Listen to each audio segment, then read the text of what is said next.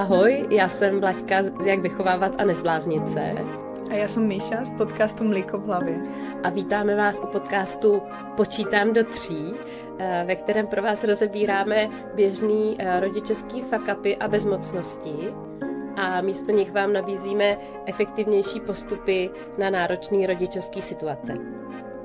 Aby jsme tak často nemuseli bezmocně počítat do 3 a bylo nám doma spolu s dětmi líp.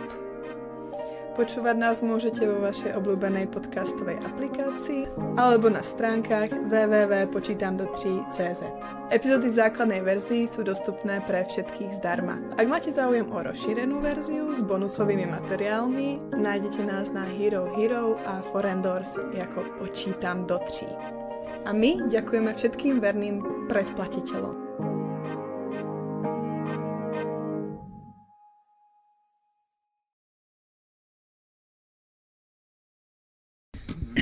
Ahojte, vítame vás pri počúvaní ďalšej epizódy podcastu Počítam do 3. Počítám do 3.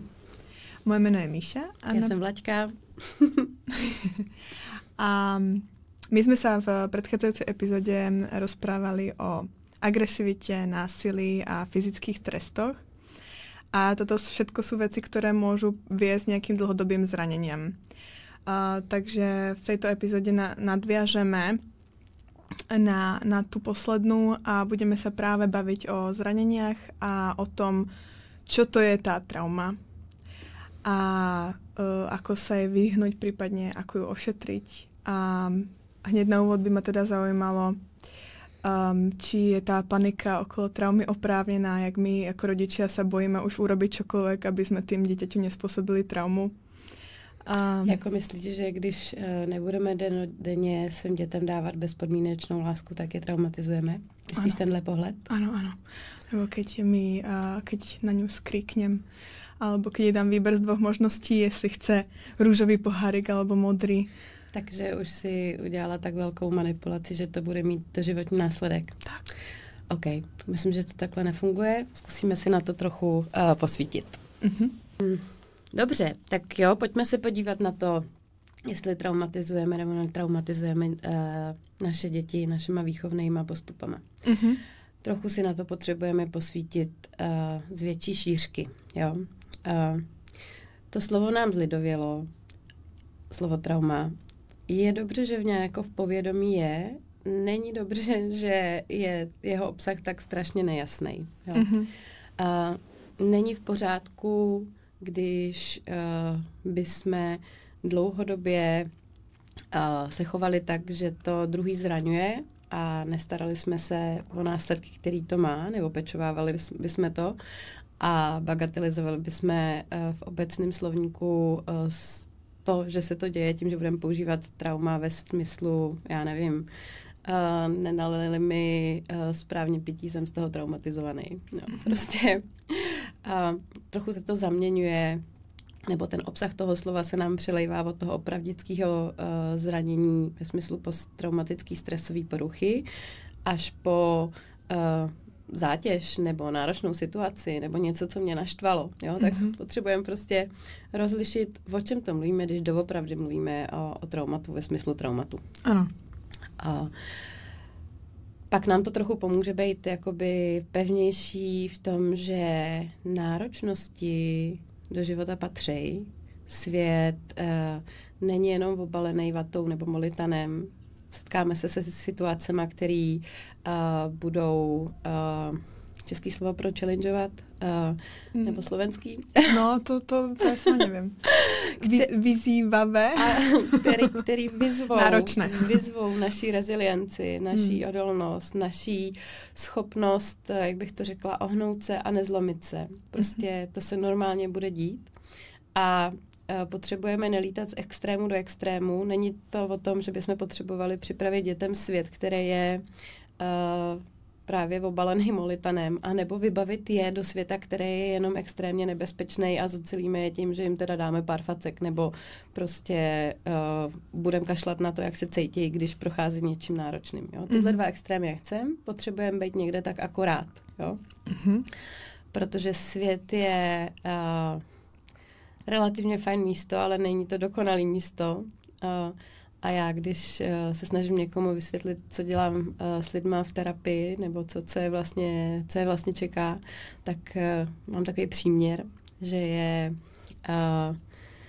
svět neúplně dokonalý místo, ve kterém i přesto můžeme být docela šťastný. A asi se párkrát stane, že v tom světě do nás něco narazí, nějak nás to pochroumá, něco to s námi udělá a zároveň, když se to dobře zvládne, tak i přesto v něm můžeme dobře a šťastně žít dál. A to je koncept, kterýho bych se držela i tady. Protože i když v tom životě jsou opravdu situace, které jsou extrémní, intenzivní a jsou v takové míře jako podnětů, který v té situaci nemůžeme zvládnout. Vlastně na úrovni té centrální nervové soustavy je to prostě v kapacitě, která to nedokáže zintegrovat. Jo? Mm-hmm. Tak i přesto, že existujou, v tu chvíli to nedokážeme zintegrovat, tak to později zintegrovat můžeme. Mm-hmm. Jo, není to jako damage navždy dan.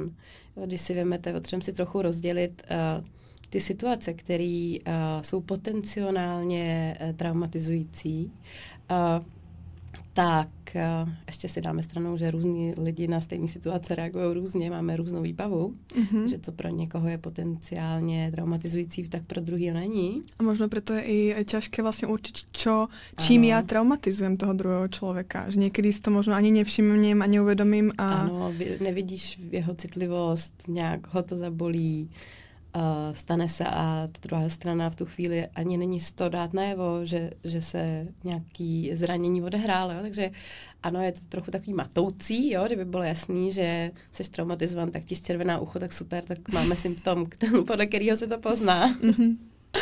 Tak by to bylo jednoduchý. Není to tak jednoduchý. Jo? Takže prostě přijde nějaká situace, která je náročná. To, že jste účastníkem autonehody, vás může nebo nemusí traumatizovat, protože v tu chvíli vaše psychika, vaše tělo, vaše emoční kapacita může být v takové síle a může to být okolo tak dobře ošetřený, že jste tím vlastně dobře dokázali projít a máte za sebou teda brutálně náročnou situaci, kterou, když jste ji dokázali dobře projít, tak posílila vaši rezilienci, vaši schopnost procházet náročnýma životníma zkušenostma. Jo? Mm-hmm. Asi v tomhle rozhovoru budu míchat termíny odolnost a rezilience, nebudu do toho zabíhat, ale myslíme si, že je to schopnost vohnout se a nezlomit se. Jo? Mm-hmm. Ale je dost možný, že v úplně stejné situaci, protože třeba poslední dobou procházíte nějakou náročnou situací,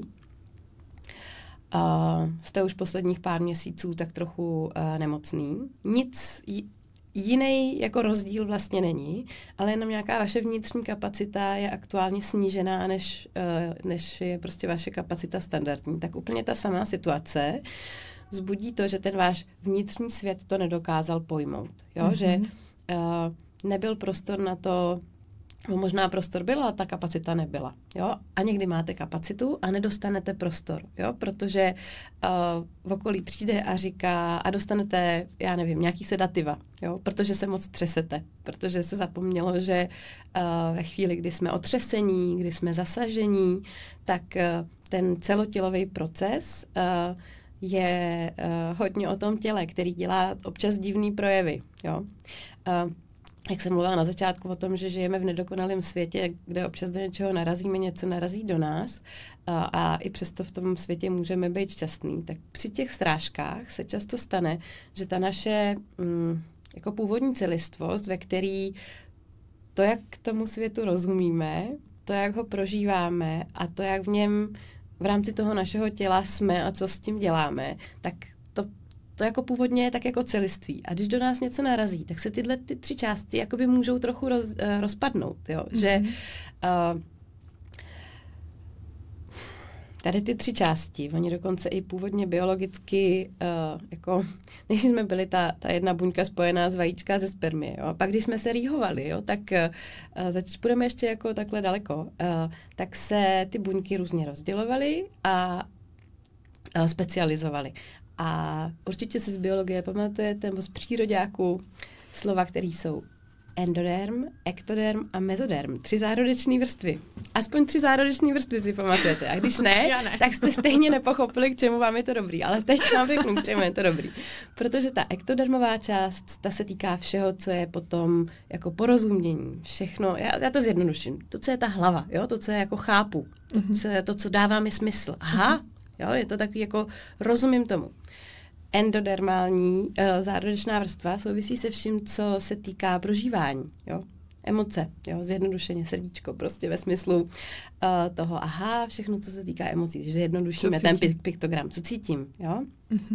Schopnost to prožívat. A ta mezodermální část je vlastně všechno, co se týká pohybu, všechno, co se týká těla, jako fungování, svalů a možnosti udělat nějakou akci. Takže všechny tyhle 3 části, oni tak nějak jako kooperují v pohodě, ale když do nás narazí něco, co je nad naše síly, tak se dost často stane, že se nám tyhle části odpojí. To znamená, že se můžou dít nějaký emoční projevy, kterým absolutně nerozumíme. Nebo rozumíme, že se nám stala příšerná věc, ale absolutně nic neprožíváme. Nebo nerozumíme, neprožíváme, ale naše tělo dělá jako fakt divné věci. Ako například čo? Jako jsi po té autonehodě a utíkáš pryč, křičíš, slíkáš se, jo, jako máš nějaký bláznivý projev, jo? Jasně, mimo svou kontrolu. Ano, anebo to tělo dělá to, že tím projdeš, říkáš si, to jsem rád, že jsem to přežil, ale strašně se klepeš, jo? A vlastně nerozumíš tomu, co se děje, nejde to zastavit, jo? A když ti někdo řekne, to je v pohodě, že se klepeš, to je velmi dobře, že se klepeš, to se vlastně dostáváš se zpátky do své vlastní síly, protože ve chvíli, kdy jsme jako nějak šokovaný, postavení před situaci, která je život ohrožující, tak to naše tělo vybudí aktivitu, máme 2 možné reakce, Ačkou a Bčkou, jakhle se to popisuje v psychologii, že buď tu kdy vládne ta sympatická větev, ten sympatikus se pustí do akce, snaží se utíct, snaží se prostě bojovat, jo, prostě je to ta intenzivní situace, kdy tam ty lidi po té autonehodě prostě řvou, běhají, jo, vidíš, že jsou prostě v aktivaci. Druhá možná varianta je, že jsou vypnutí, že je to Bčková reakce, že je to prostě Bčková ve smyslu toho parasympatiku, jakože zpracovávají tím, že jsou vlastně trochu oddálení od toho, že se jako propadávají do neaktivace. Jo. A v obě tyhle varianty... Jako paralýza trošku, ne? Ta paralýza je až to, že jako do té paralýzy, ta Bčková reakce má většinou větší tendenci dostat se s nás do té paralýzy, protože kdo se vyběhá, kdo se vykřičí, když ho nezastavujeme, tak přejde tahle intenzivní vlna a ono se to prostě usadí. Jo. Těm, kdo jsou v té deaktivované části, tak se trošku pozapomíná na ně a můžou potom se s nás dostat do té paralýzy. Důležité je, aby se vůbec něco dělo, jedna nebo druhá, obojímu se dal prostor a zároveň, aby oba se mohli cítit v bezpečí, obě tady ty varianty. Jo, je to, nevím, když to znáte, když začala válka na Ukrajině, někdo měl okamžitě potřebu něco dělat a někdo byl takový jakoby praštěnej, takové jako teď vůbec nevím kudy kam, jako vůbec nebylo možné začít něco dělat, což je super, protože potřebujeme mít ty, který jako něco dělají hned a něco potřebujeme dělat, potřebujeme, aby něco dělali, až ty první jako vyhořej. Odložit síly na neskôr. Až přijde čas pro ty, kdo byli předtím zahlcený a teď jsou schopní, až když ty první vyhořeli, se přebzít tu štafetu. Jo? To vlastně je to docela dobře zařízený jako v té přírodě. No a problém je, když se stane, že jako není umožněný, aby jsme měli tyhle projevy, ať už první nebo druhý, a hlavně, když se jako necítíme v bezpečí. Tohle všechno mluvím o dospělých, jo? Protože to, co to způsobilo, je právě ta živočišná, ta amygdalová část, která zaregistrovala ohrožení. Teď v této situaci bylo velký, jo? Autonehoda, všichni jsme mohli umřít. Mozek to vyhodnotil velmi správně, jo? A když projdou všechny tyhle projevy, tak v řádu nějakých týdnů, klidně týdnů, možná krátkých měsíců, někdy za podpory lidí, kterým vyprávíš o té autonehodě, oni říkají, ty kráso, tak to bylo hustý, to ještě, že to dobře dopadlo, jo, cítíš soucit, cítíš kontakt, cítíš, že jsou na tvý straně, jo.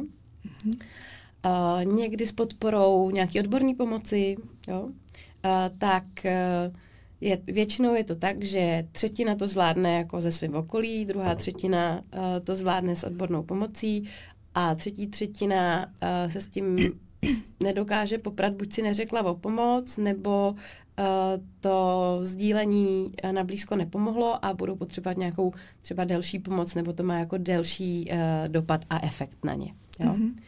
A to je ta trauma. A to je počátek toho, že ta situace náročná nebyla kontejnovaná, jakoby udržitelná a teprve teď začíná ten vliv, který je jako dlouhodobější. A to je to, co je to nespracovaný, to neintegrovaný, jo. A když to neintegruju, tak co s tím udělám? Neintegruju, jako nevstřebám, jo. Tak co dělám? Já si to nesu dál, ale potřebuju to mít od sebe nějak oddělený. Jo, takže třeba oddělím ty emoce té hrůzy, kterou jsem prožívala, abych je neprožívala v každodennosti, protože tam se mi nevejdou, to bych nemohla vyjít na ulici. A takže se udělá úžasný mechanismus, že se jako disociuju, odpojím se, prožívám to tak, jako by se to nestalo. Vlastně nemám tu zkušenost třeba v tom emočním prožívání.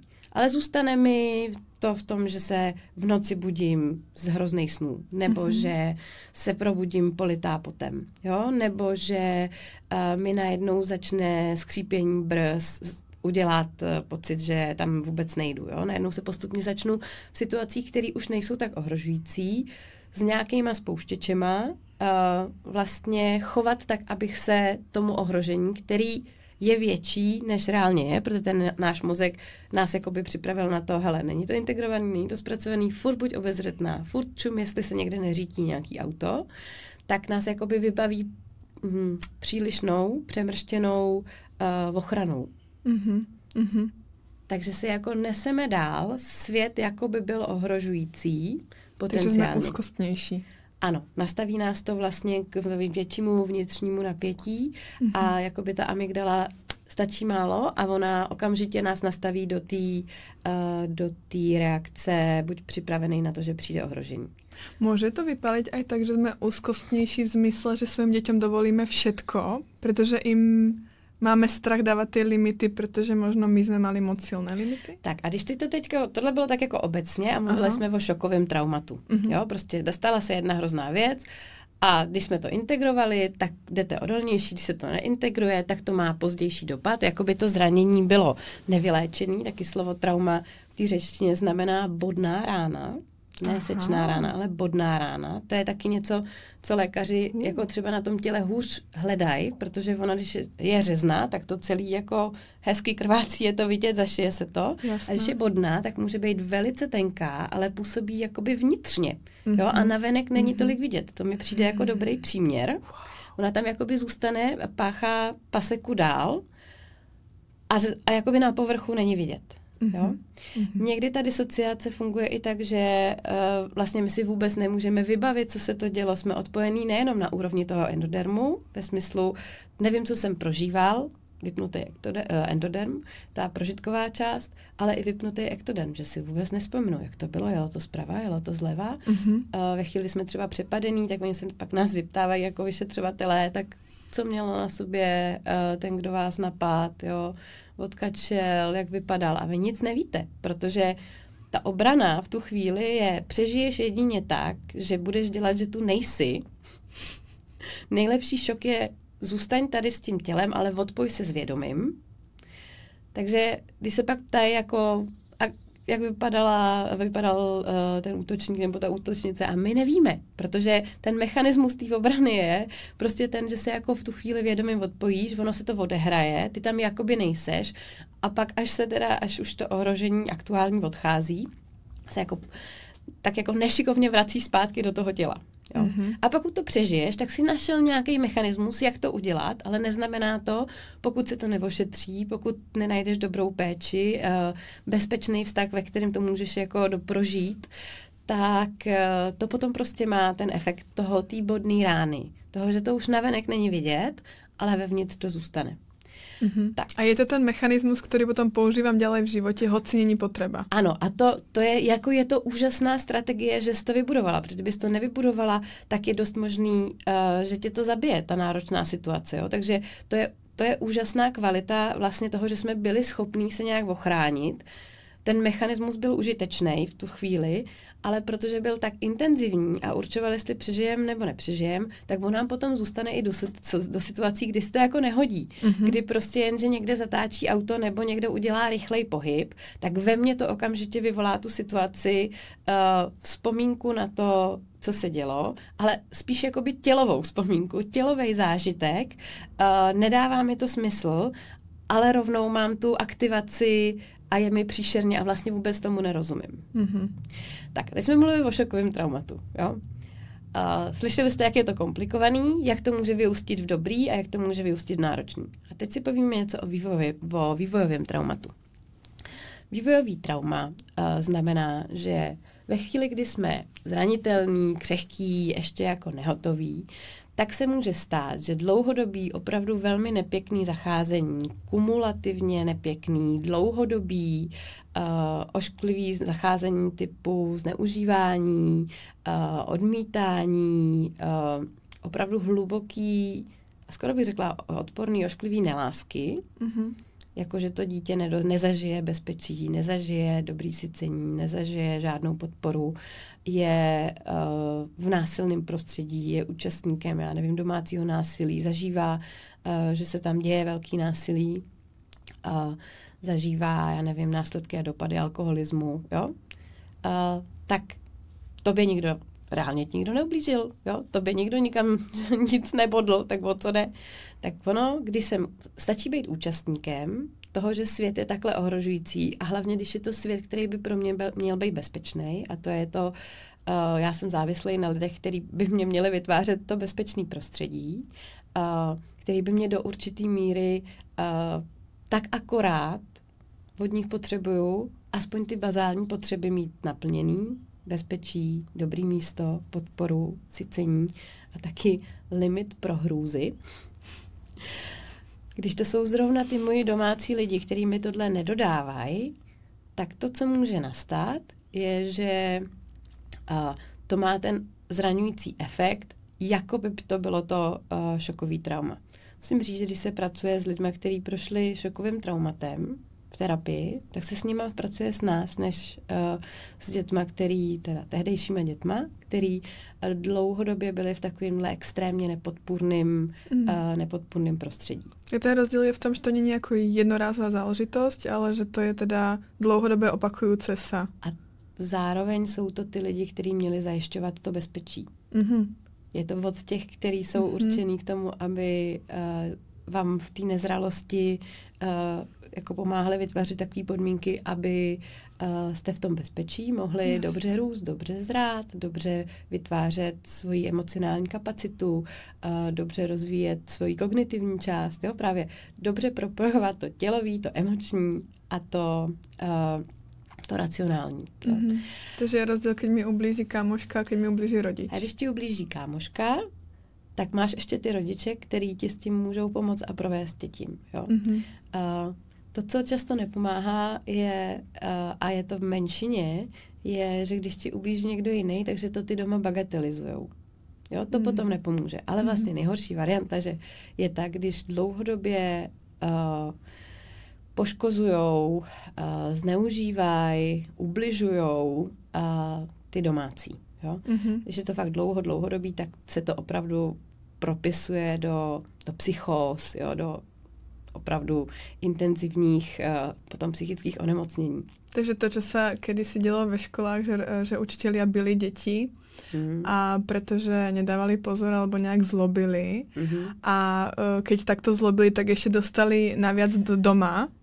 Ano, je to jako zbytečný, tohle nepomáhá, tam potřebuji aspoň bezpečí v tom zážitku, že někomu není jedno, jak jsem se cítil.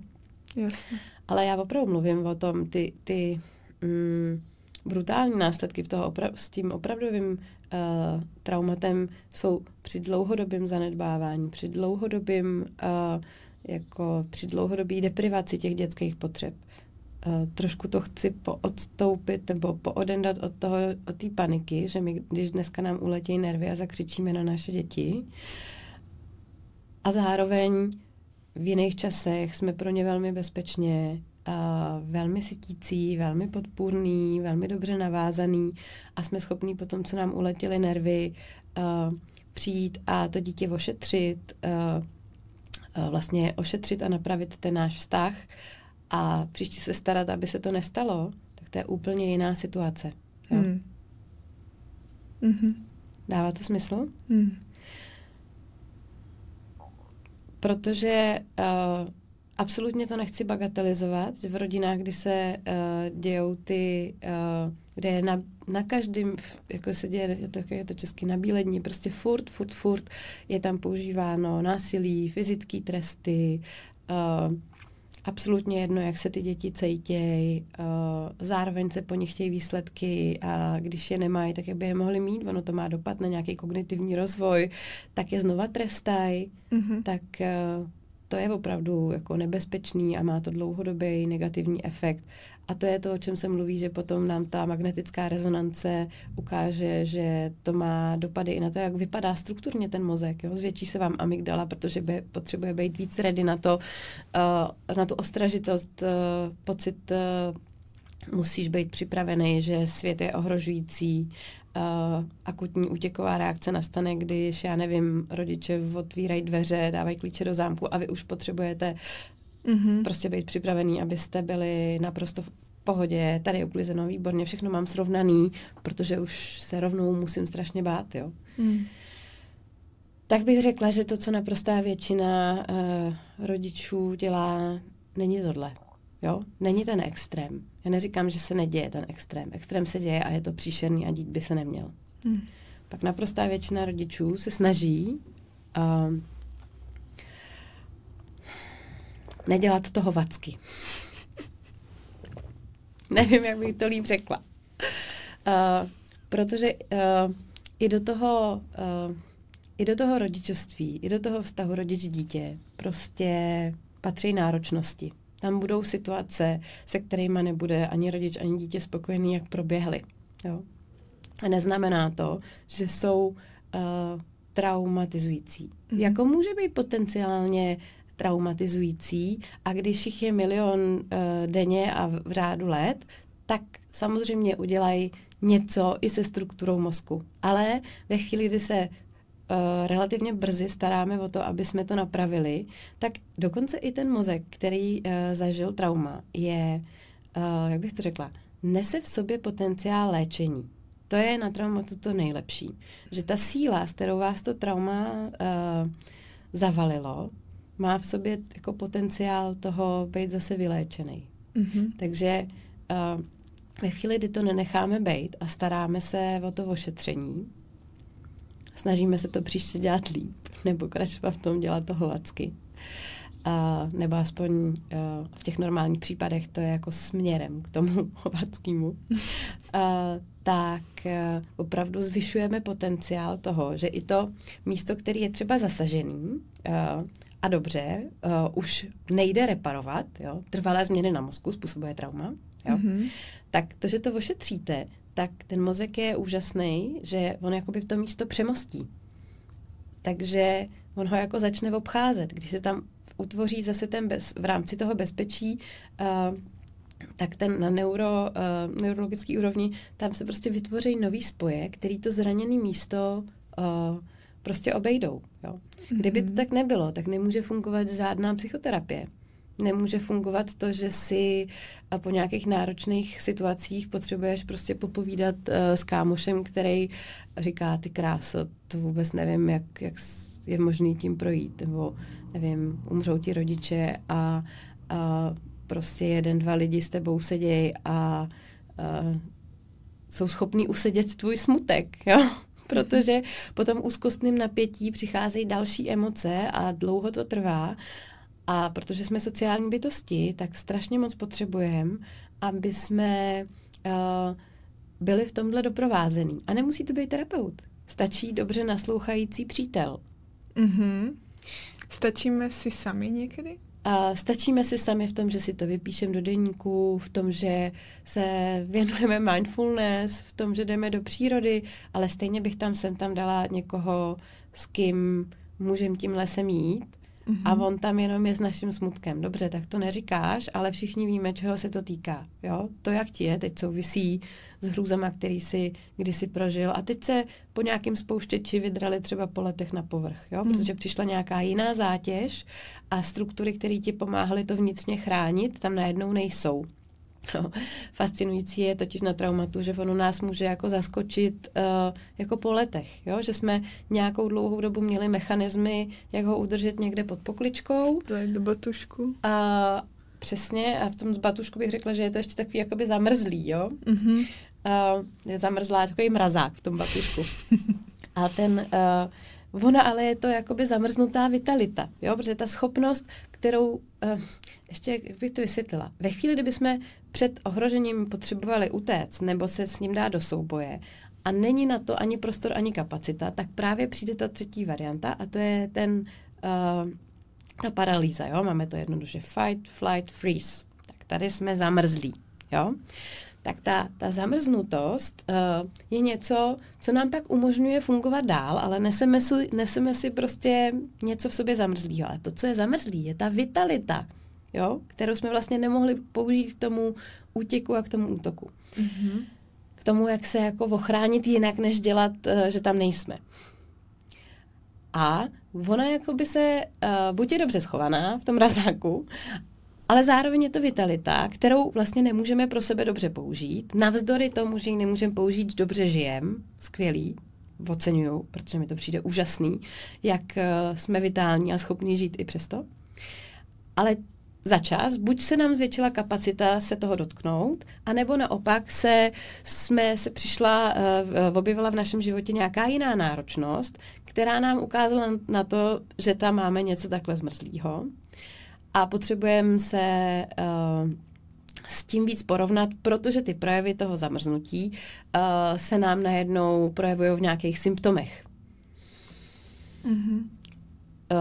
Už nemáme kapacitu snášet obyčejné náročnosti a čteme nebo naše tělo reaguje, jako by to byly extrémní stresy, najednou máme nějaký hrozný obavy, budíme se s divnýma snama, somatický projevy. To je to, jak vypadají posttraumatický projevy, je strašně široký. To je jako kdybyste vlezli do supermarketu a měli tam různý oddělení, jo? Máte oddělení s psychickýma potížema, spánkovýma potížema, jakými tělesnými potížema chování, somatickýma potížema. Jo, tam si prostě... Jako vredy, zanět močáku a hele, to můžeš od hlavy až k patě tam prostě jít jako bolesti hlavy, hlava mi to nebere, zásek tady v krku, někde tady nemůžu to strávit, tak trávicí potíže na úrovni, já nevím, tady gynekologických oblastí, nebo potíže, já nevím, podlamujou se mi kolena, takže jo, na úrovni kloubů. To tělo si prostě většinou veme nějakou část, která je nejslabší a tam to jako rupne. Jo. To musí být celkom náročné to rozklíčovat. Právě, proto je strašně složitý, k čemu to patří. Jo. Občas se normálně somaticky snažíme vyléčit a ono furt nic, jo. A ono to asi tak nějak bude souviset, protože jsme celotělový, celopsychický bytosti, všechny ty 3 vrstvy tam fungujou. Takže někdy se to ukazuje na jedné rovině a ono se to potřebuje odpracovat na nějaký jiný rovině, aby se to pohlo na té třeba tělové rovině. To je jako kdybyste vjeli do toho supermarketu a v každém tom oddělení si něco nabrali.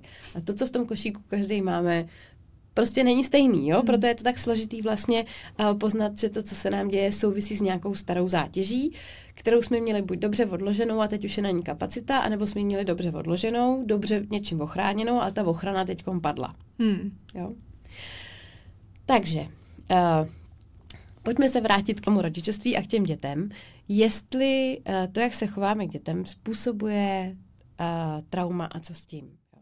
Ďakujeme, že ste dopočúvali až sem. Zvyšok epizódy nájdete na Hero Hero a Forendors a budete v nej počuť napríklad toto. V pokračování podcastu se dozvíte, jak poznat, že dítě je situací nebo náma zraněný a jak ho patřičně ošetřit.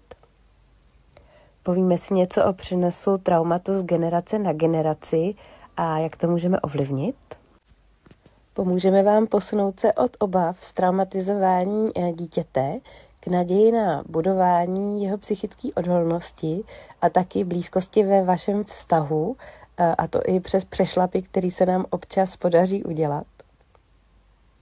A taky se koukneme na to, co jste se ve filmu Moudrost traumatu nedozvěděli a co vědět potřebujete. A hrozně moc vám děkujem. Děkujem, že posloucháte, děkujem, že o nás dáváte vědět, děkujem, že sdílíte, děkujem za podporu na Foreign Doors a Hero Hero a hlavně děkujem, že se snažíte dělat to líp.